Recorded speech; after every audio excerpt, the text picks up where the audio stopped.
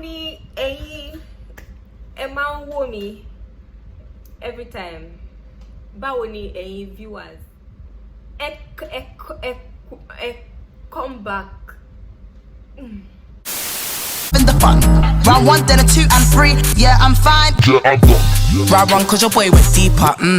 Fuck's sake. If I talk, put bleeper. If I walk, then my legs go weaker. Hands on my neck, what the fuck? Stop breathing. Hurry quick, I got a session in the evening. Cheeky grin, cheeky beating. Sex on a beat, I should call it your beating.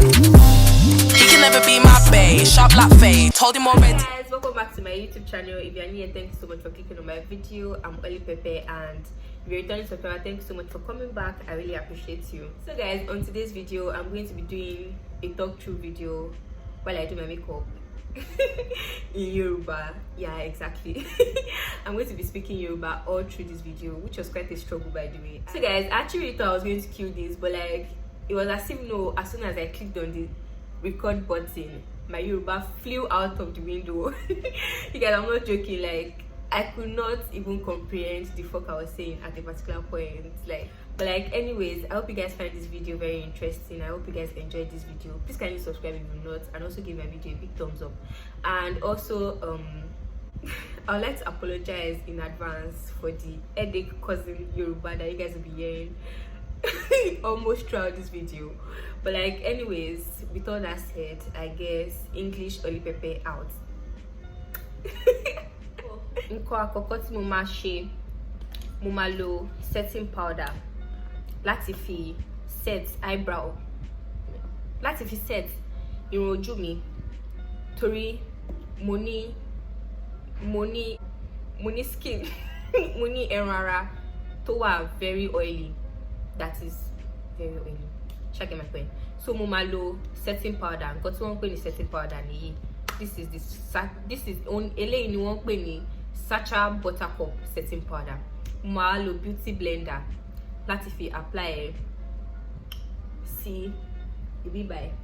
Doing this, eléyìí tí mo ṣe ó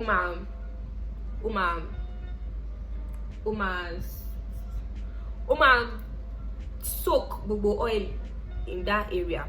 So nǹkan tí mo máa ṣe lẹ́yìn tí mo máa ṣe nísìn, ó dà pé kí n yọ irun yìí, kí n mú báyìí, ṣóyè yín, mo máa mú báyìí so that ó máa kò ní disturb mi mọ́, so that kò ní dààmú mi again.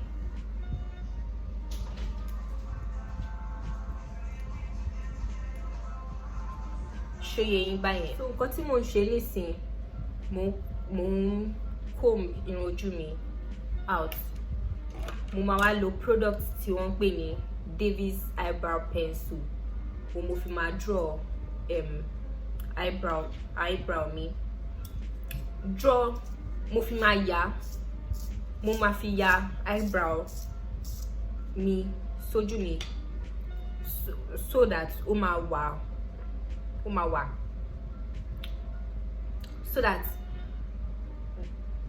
ká ní pé someone is coming from ká ní pé ẹnìkan bọ̀ láti ọ̀nà jíjìn, ó máa tètè rí pé mo ní eyebrow lójú. So that's the purpose of this.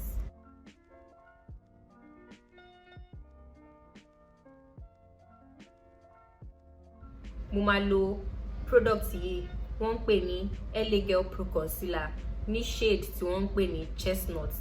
Mo máa fi clean up, mo máa fi nu gbogbo around irun ojú mi, so that ó máa neat, ó dẹ̀ máa well, ó máa nice, ó máa wà pa.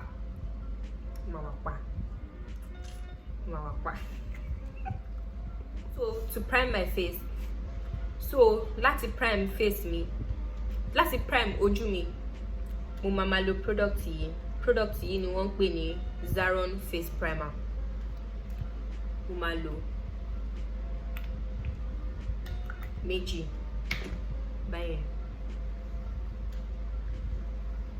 Nǹkan tí mo máa ṣe next ó ní foundation. So fún foundation, mo máa mix foundation méjì yìí. Orúkọ foundation yìí ni Superstay foundation láti ọwọ́ Maybelline, and these two shades mo máa mix papọ̀. Ìkan wà ní Java, shade ẹyọ̀kan jẹ́ Java, shade kejì mi ò mọ̀.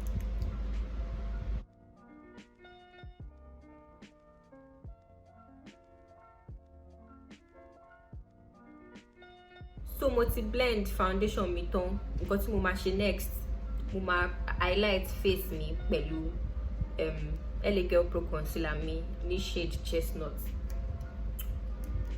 Mo máa apply ẹ̀, mo máa fi sí àwọn ibi tó wà necessary.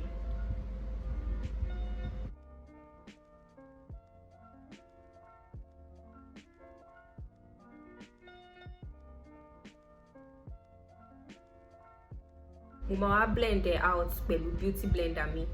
Next thing tí mo máa ṣe ni mo máa contour ojú mi. Nǹkan tí mo fi máa contour ojú mi ni Zickel foundation. Foundation ni kò kí n ṣe concealer. Concealer ló yẹ kí n fi contour, but foundation ni yìí ni mo máa ń lò because ó dúdú gan. Mo dẹ̀ like shade fún contour ní ojú mi, ṣé yé yín. Kò wá pẹ̀lú nǹkan tí mo lè fi tẹ̀ jáde, so mo máa ń lo ìdí brush láti fi sí ojú mi báyẹn, ṣé yé yín. Báyẹn again, mo máa ń contour nose mi báyẹn.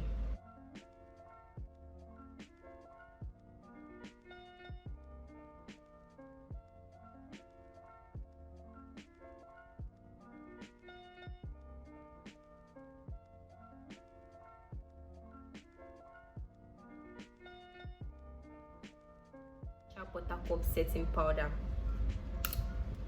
ni mo máa lò láti fi set ojú mi. Mo kàn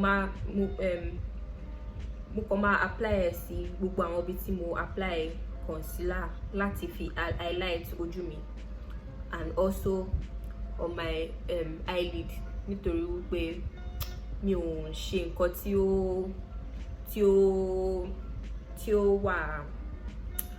tí ó wà bling bling, mi ò ṣe nǹkan tó wà extravagant, mi ò ṣe anything too serious. Mo kàn fẹ́ ṣe natural look because video yìí kò kí n ṣe tutorial. Ó kàn wà for fun, ó dẹ̀ wà for entertaining, for ohun pa ẹlẹ́rìn. Kò yẹ kò ń ṣe tutorial like that, so mi ò ń ṣe anything too serious on my face. Mo kàn ṣe small something like that.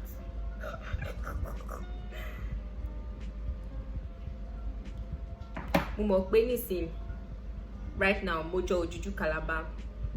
Ẹ máa wo, mo mẹ́yẹ bọ̀lápò, so kẹ́ ṣe báyìí. Kẹ́ fọkànbalẹ̀, kẹ́ calm down.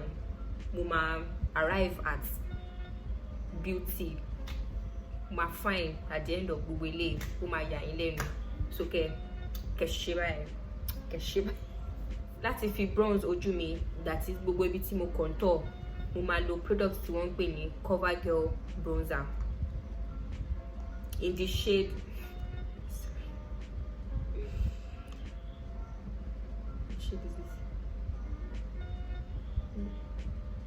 I think this is ebony. Yeah, in the shade ebony. Torí ó ní shade no, that is ó oríṣiríṣi. So I can't open it. What's going on? Ó lè díẹ̀ láti ṣe. Mo fẹ́ ṣe reverse contour.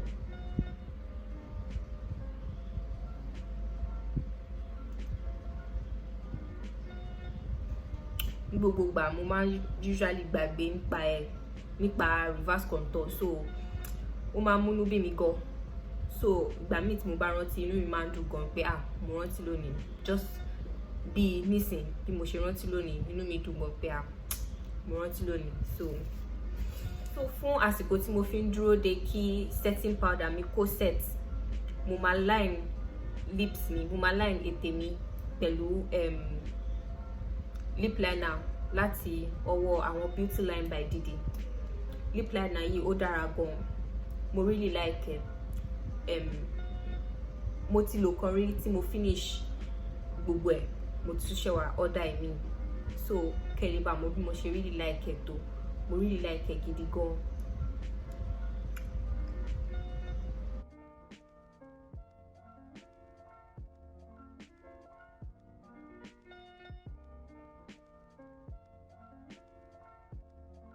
So fún lipstick, mo máa lo lipstick mi yìí láti ọ̀dọ̀ Huda Beauty.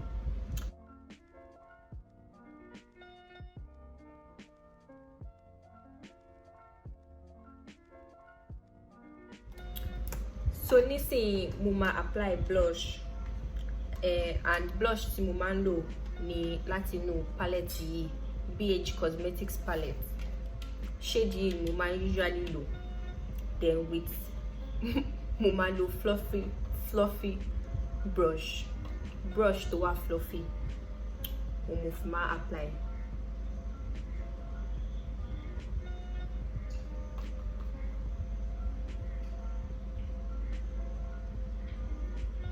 Mo máa ń gbádùn láti lo blush sí ojú mi torí ó máa ń jẹ́ kí makeup mi kó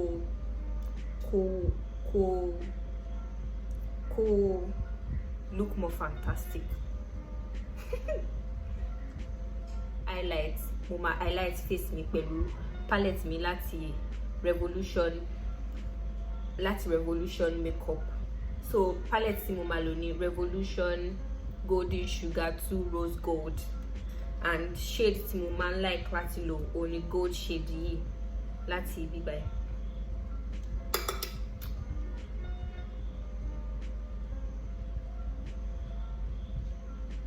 Mo máa ń like láti highlight tear duct mi, and shade yìí ó ní mo máa lò.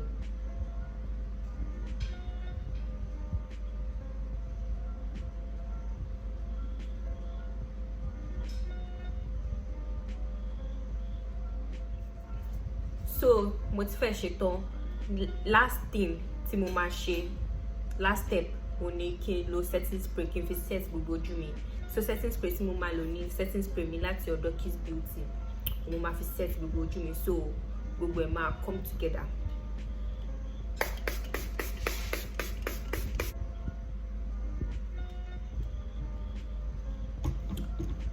So mo máa dúró kí setting spray kó gbẹ. Mo dẹ̀ máa ṣe irun mi náà. Then mo máa padà wá láti wá ṣe ìdágbére fún yín. Èyí ni òpin fídíò yìí. Èyí ni òpin mini tutorial video. So èyí ni òpin fídíò yìí. Ẹ ṣé púpọ̀ tí ẹ bá wò dé àsìkò yìí. Inú mi dùn gan. Mo dúpẹ́ lọ́wọ́ yín. Ẹ jọ̀ọ́ ẹ bá mi fún fídíò yìí ní big thumbs up. Kẹ́ drop a comment down below tí ẹ bá wà entertained tí fídíò yìí bá mú orí yín wú. And tí ẹ bá ti subscribe, ẹ jọ̀ọ́ ẹ bá mi subscribe sí channel mi. Mo máa really appreciate. Mo ní more content tó wà interesting gan on the way. So trust in me to keep you guys entertained. But anyways, fún gbogbo nǹkan tí mo ti ń sọ látàárọ̀, mo máa rí yín ní fídíò mi tí next. Fún gbogbo nǹkan tí mo ti ń sọ látàárọ̀, mo máa rí yín ní ọ̀sẹ̀ tó ń bọ̀. Oh my god, mo máa rí yín ní next video mi. Ẹ ṣé gan, ó dàbọ̀.